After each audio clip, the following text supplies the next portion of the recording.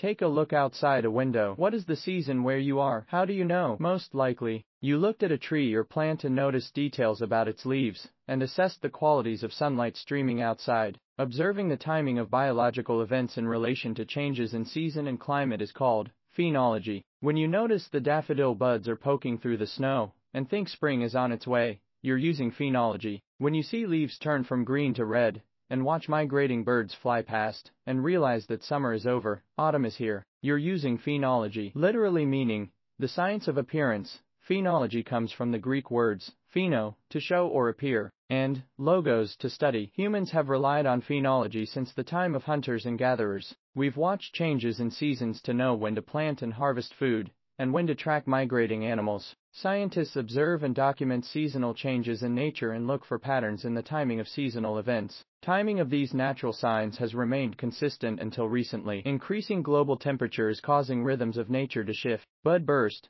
the day when a tree or plant's leaf or flower buds open, is occurring earlier in the year for some species. For every 1 degree Celsius rise in temperature, bud burst happens 5 days earlier than usual. Differences in timing affect not only plants, but the insects and birds that depend on the plants for food.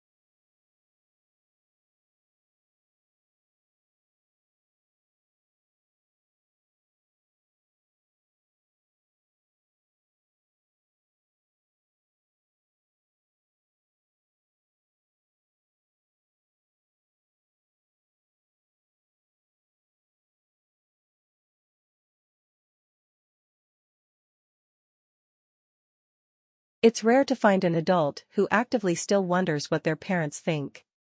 But that isn't to say that we aren't wondering about our value in more general terms. It's just that we may, without noticing, have taken the question somewhere else, and very often, to particularly harsh modern figures of authority, media and social media. To this pitiless arena, the self-doubting person now directs all their fears of unworthiness and panicked desire for reassurance. To a system set up to reward sadism and malice, they constantly raise their phones and implicitly ask, "Do I deserve to exist? Am okay? Am beautiful or respectable enough?" And, because social media is built on the troubles of the individual soul, the verdict is never a reliable yes. One is never done with cycles of fear and reassurance seeking. Every time their spirits sink, which is often, the self-doubting sufferer picks up their phone and begs to know whether they have permission to go on. If this might be us, we should grow curious about, and jealous of, people who are free. They are so because someone long ago settled the question of what they were worth, and the answer has seemed solid ever since. Social media is a roar in the next valley, not a mob in their own mind.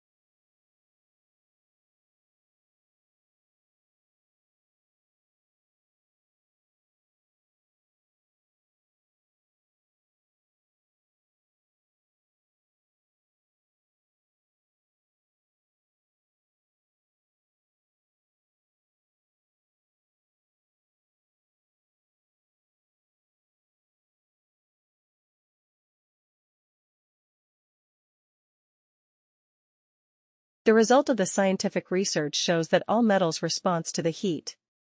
In recent years, people used to think that metal is supposed to blend under the heat, but sometimes it doesn't behave, so because atoms in the metal have random processes. The heat can accelerate the processes, but won't change the essence of random, so it could violate what we used to think. Hydration heat characteristics of blended cement containing up to 50% steel slag were studied at 25°C, 45°C, and 60°C by isothermal calorimeter. Kinetics equations were used to explore kinetics of blended cement. Kinetics parameters N, K, and Ea were calculated and analyzed. Results indicated that the activity of steel slag was very low. Steel slag accelerated the hydration of aluminates, but decelerated the hydration of silicates in cement clinker. Small amount of steel slag affected little the hydration process of cement.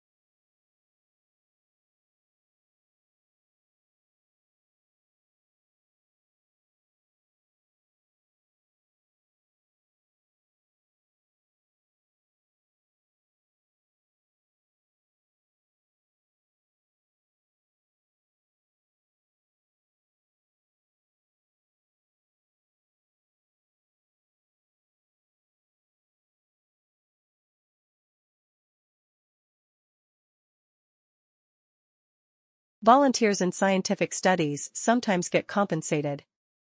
The payment can be cash, a gift card, or something almost worthless. It's amazing what people will do for a lollipop when they've had a few drinks. Simon Moore is a professor of public health research at Cardiff University in the UK. And the lollipops were for people who agreed to blow into a breathalyzer. While out on a Friday or Saturday night in Wales, more than 1,800 people agreed to the exchange. And the scores covered a wide range of alcohol intake. So that would go from 0 upwards. I think one of the largest scores we had was 120, which is a near-death experience. The researchers also gave a subset of volunteers a short survey about drinking habits and health risks. Questions like, how drunk are you right now, and how extreme has your drinking been tonight?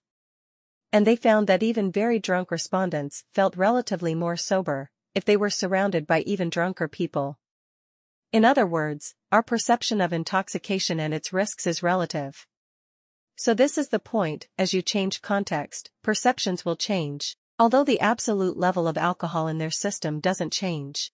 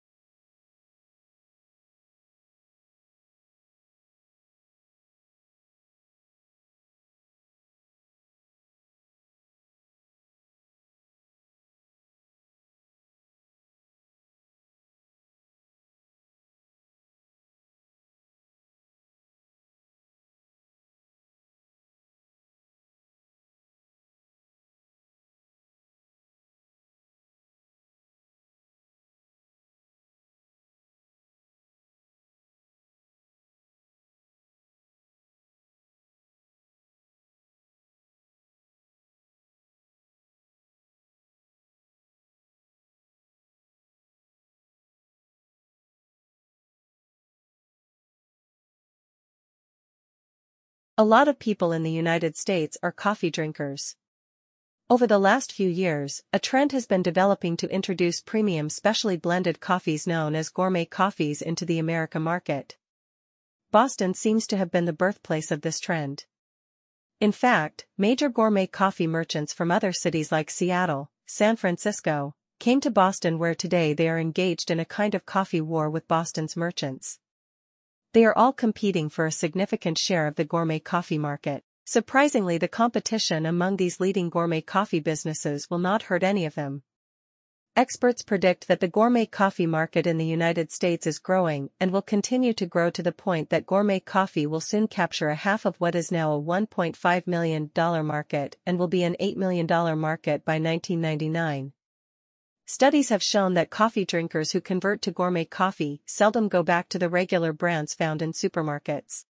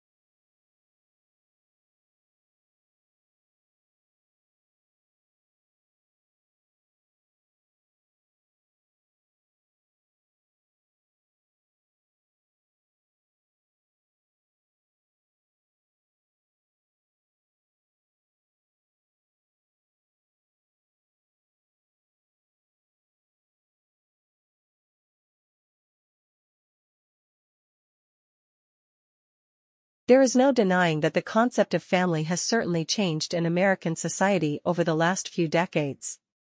Statistics continue to show that fewer Americans are getting married, and those who do so are having fewer children or none at all.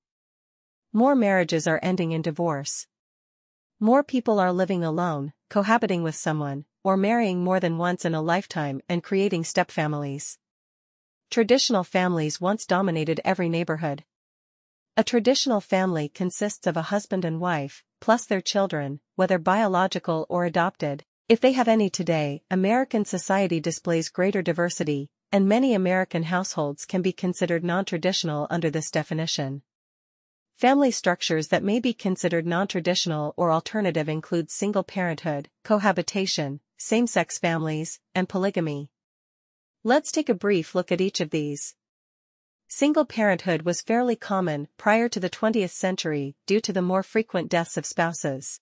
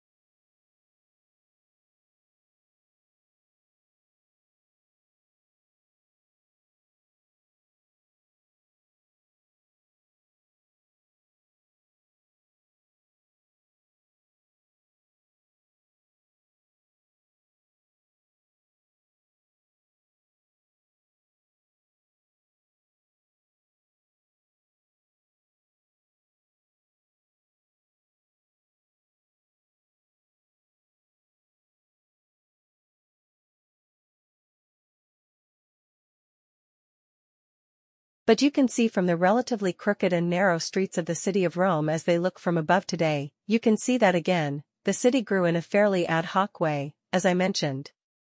It wasn't planned all at once. It just grew up over time, beginning in the 8th century BC. Now this is interesting. Because what we know about the Romans is when they were left to their own devices, and they could build the city from scratch, they didn't let it grow in an ad hoc way. They structured it in a very very methodical way, that was basically based on military strategy, military planning. The Romans, they couldn't have conquered the world without obviously having a masterful military enterprise. And they everywhere they went on their various campaigns, their various military campaigns. They would build camps, and those camps were always laid out in a very geometric plan along a grid, usually square or rectangular.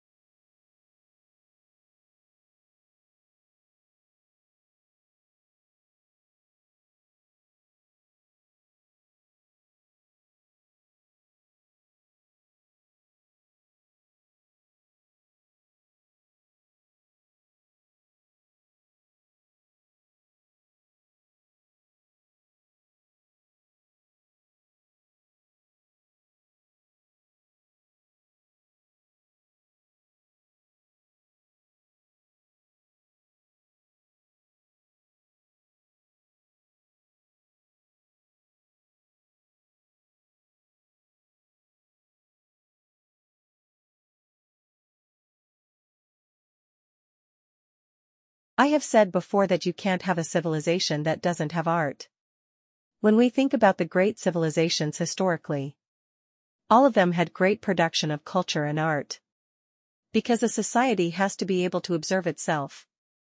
And the sophistication of the great civilizations were their ability to look at themselves, and what allows a society to do that are the producers of art and culture mirror back to the core of the society. Exactly what is being produced at that moment, how people are thinking of themselves, and how individuals are relating to the social structure at that time. Art is the vehicle through which we understand that. Were you to take away art? What would be that mirror? How would we see what we are about?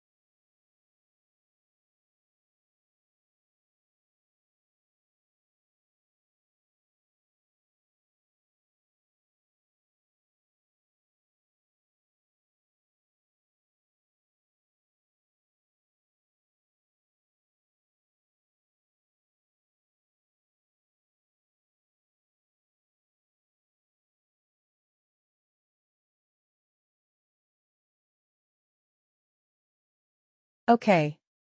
So this is the big benefit of a universal philosophy. It says it applies to everybody. Well, looks that doesn't, 205 or 206 countries in the world. And you've got something that applies to everybody. That's a bit strange, isn't it? No, says liberal theory. There are same value structures that apply to all of us. You couldn't have the United Nations without it. It couldn't tell you that the Universal Declaration of Human Rights without this idea of values that apply to all of us just because we are humans. Now, the idea is to test that as well. Why is sport universal? Why does everybody play football? It's because the values are specified at a very thin level at the top. There are these rules, and we all have to abide by just these rules. But there are lots of things about football that aren't rules specified. So Brazilian football is different from Italian football, from British football, from German football, from Spanish football. It's culturally specific, but acknowledges that there are these universal general rules to apply to everybody.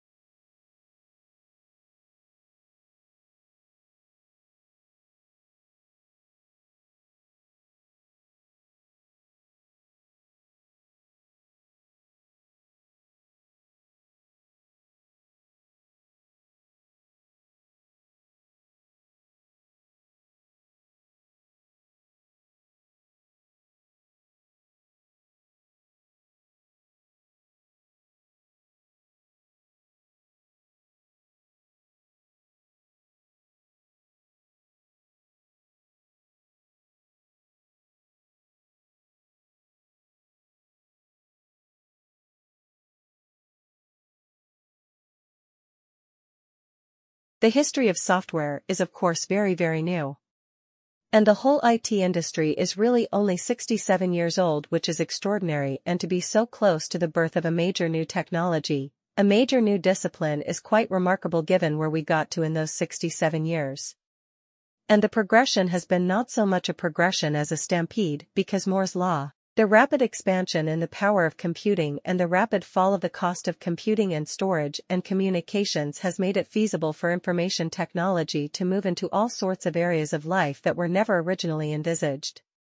What has happened is that there has been, as I said, a stampede for people to pick the low-hanging fruit. And that is what's guided the development of software and information technology over the past decades, and continues to do so with a number of consequences that we will explore.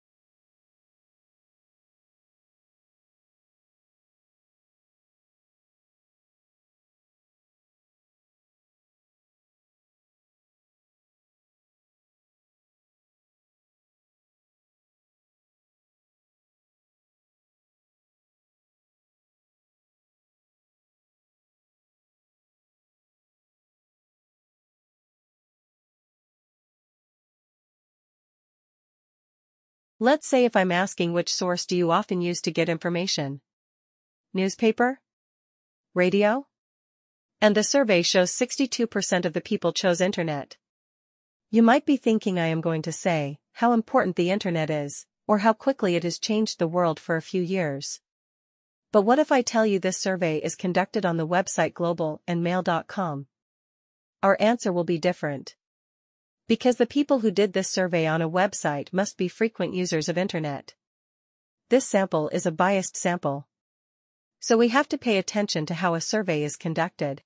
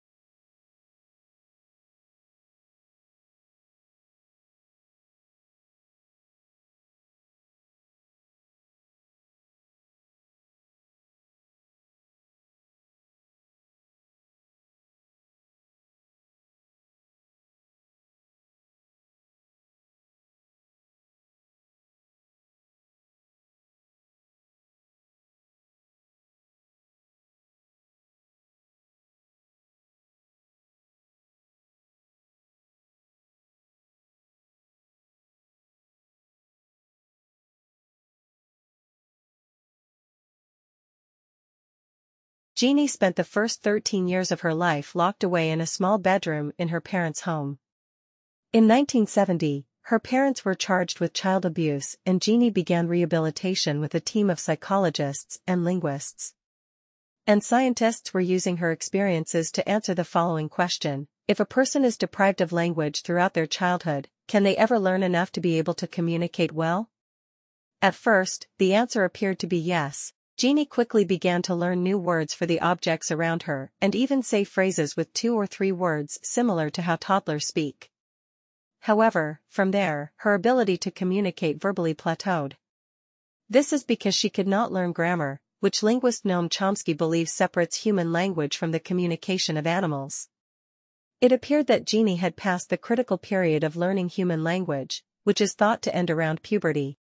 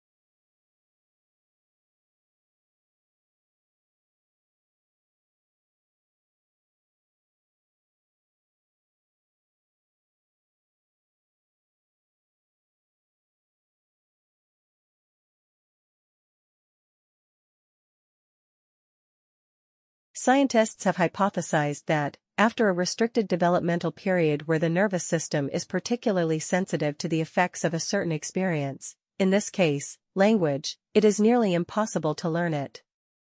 And the same effects have also been shown when learning sign language after the critical period. Now you're probably wondering why there is a critical period in the first place. According to Eric Lenneberg, the linguist who popularized the critical period hypothesis, the function of language tends to settle in the left hemisphere of the brain after the critical period. And it's thought that the brain loses some of its plasticity after this lateralization. So, if you haven't learned language until after this point, it may be harder for your brain to learn the new material. And sadly for Jeannie, she was already past that point. However, while Jeannie would never be able to effectively use language, she was able to quickly learn other things, such as how to use the toilet and dress herself.